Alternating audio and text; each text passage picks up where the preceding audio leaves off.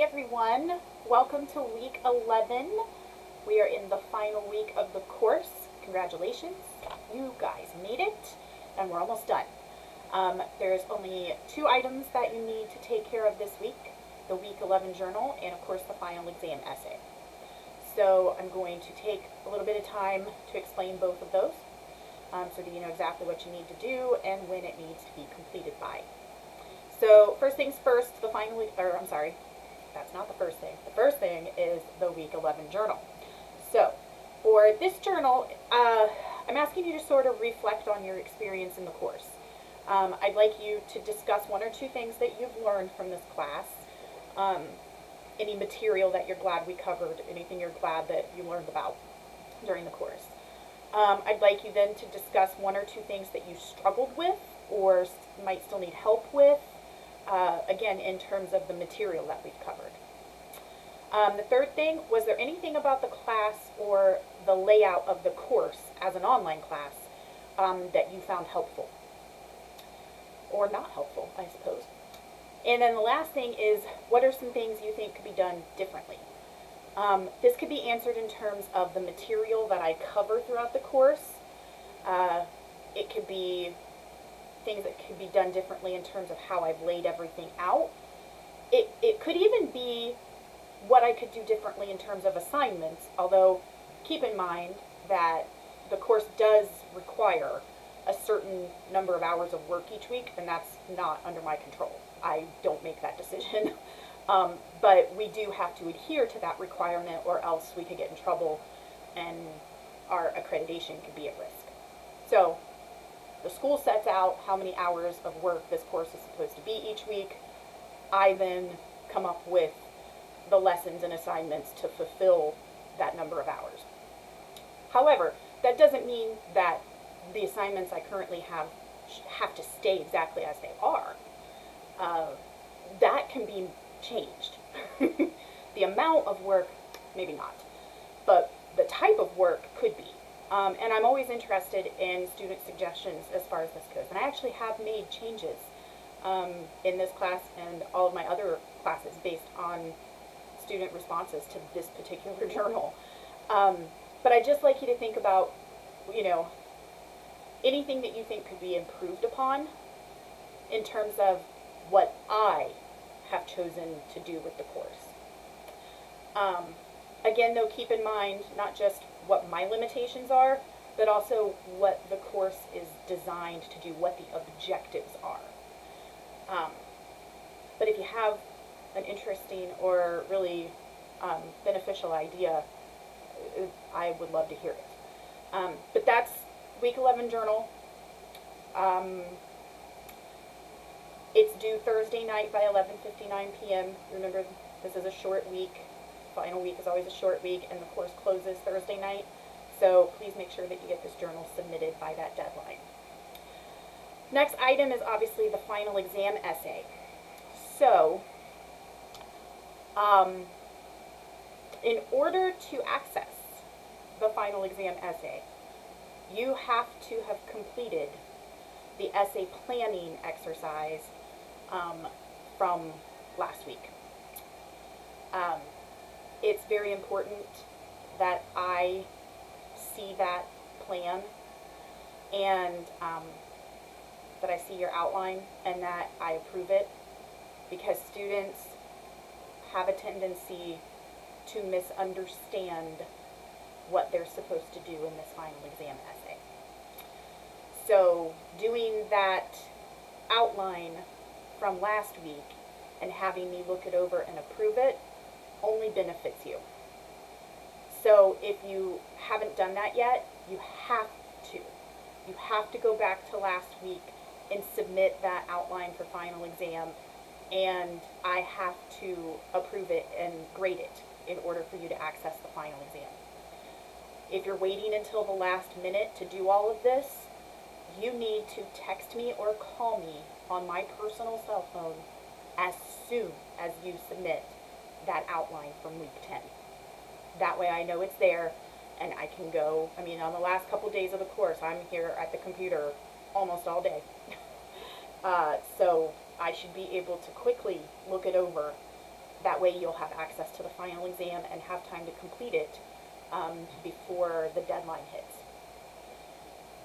So if you're ready to take the final exam essay, then that means you have done the outline from last week and you have chosen one of the available images to write about. And remember, those images were from some of our weekly discussions. So you were able to choose from the Families and Phone ad from week 2, the Moms Demand Action poster from week 3, the Maiden Form ad from week 6, the Girls Say Yes poster from week 8, and the AIDS prevention poster from week 9. So those are the 5 images that you had to choose from. And you were asked to choose one to write a rhetorical analysis essay on. You also have access to my follow-up video. Remember, every week, the journal for that week is a follow-up on the previous week's discussion. So in week 10, where I posted those options, you not only saw the image, but underneath you saw the follow-up video. Use that to your advantage, okay? Remember, you're writing a rhetorical analysis of your chosen image. A rhetorical analysis is very objective, almost clinical in a way. Your whole purpose in this essay is to simply explain how the argument was presented. You're looking at the image itself, a description of it. You're looking at any evidence that's been used. You're looking at the values and assumptions that are at play, that are expressed in the image. You're looking at any appeals that have been used. Logos, ethos, and pathos. You are going to explain how the argument was presented. And that's it.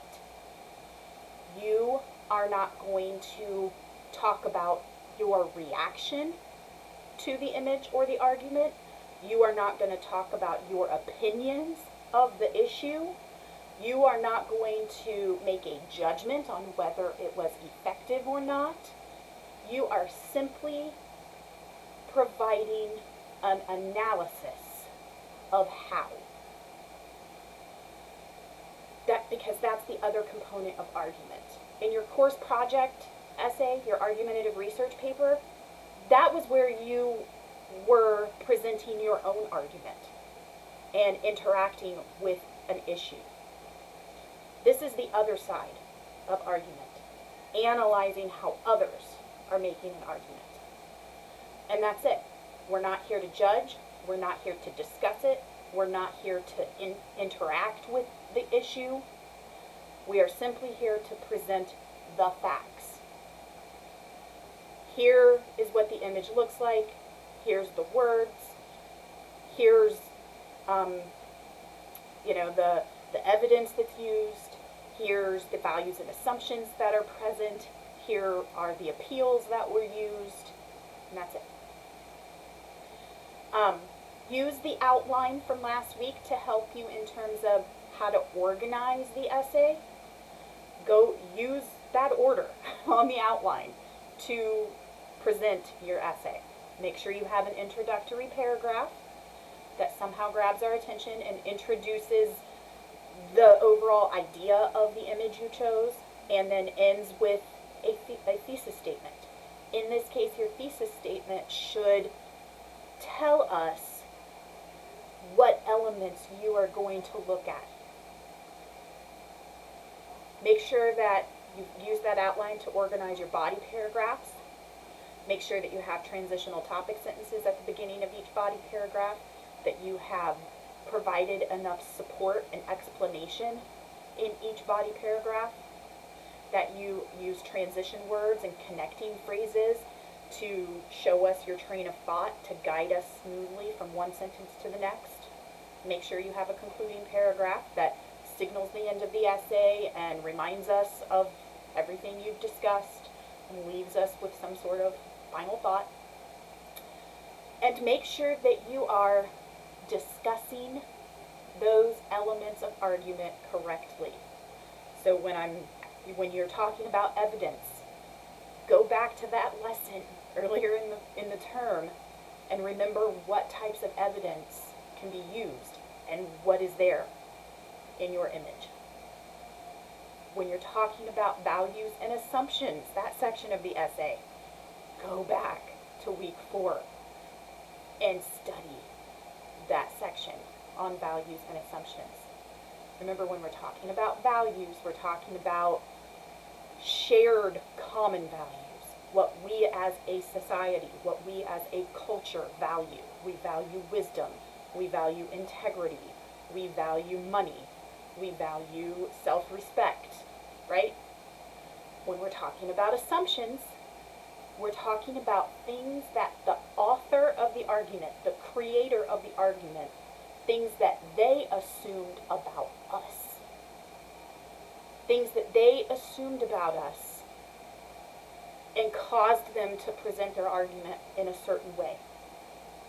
They might be right about their assumptions. They might be totally off. That part doesn't matter. It's just, what were the assumptions that they had about us? Okay? Make sure that you're using the appeals correctly. Logos is logic. Ethos is authority and credibility. Pathos is emotion. Right? There are sample rhetorical analysis essays in the last couple weeks of the course and the modules. You did some practice with it in one of the assignments. So maybe go back and look at those as well, just to refresh your memory and make sure that you understand how you're supposed to present your essay. Finally, use the spell check tool. It's the little check mark with the A above it. Make sure that you are using an appropriate tone and voice and word choice. This is a college level essay. It's not an APA essay, right? It's just an essay, but it's still a college level final exam. If you have any questions or run into any difficulties, if you're unsure of any of those elements of argument, reach out to me, okay? And the closer we get to Thursday, the more imperative it is that you reach out right away, and possibly doing it directly to my cell phone. That number can be found on the syllabus as well as in the Meet Your Instructor tab under Getting Started in the course content. I'll be here. But do your best. Make sure it is submitted before the deadline, which is Thursday at 11:59 p.m. Okay? You'll find the essay in the quiz area. It's listed under the week 11 module. So when you go to week 11, you'll click on final exam essay. You'll see over on the right hand side of the screen, go to quiz. Click on that and it'll take you to the quiz. You'll see all the instructions that I just went over, and at the very bottom it'll say begin typing your essay here. So click your cursor next to here after the colon and then hit enter and start typing your introductory paragraph. Again, reach out if you need anything. Otherwise, just do your best. Have faith in yourself.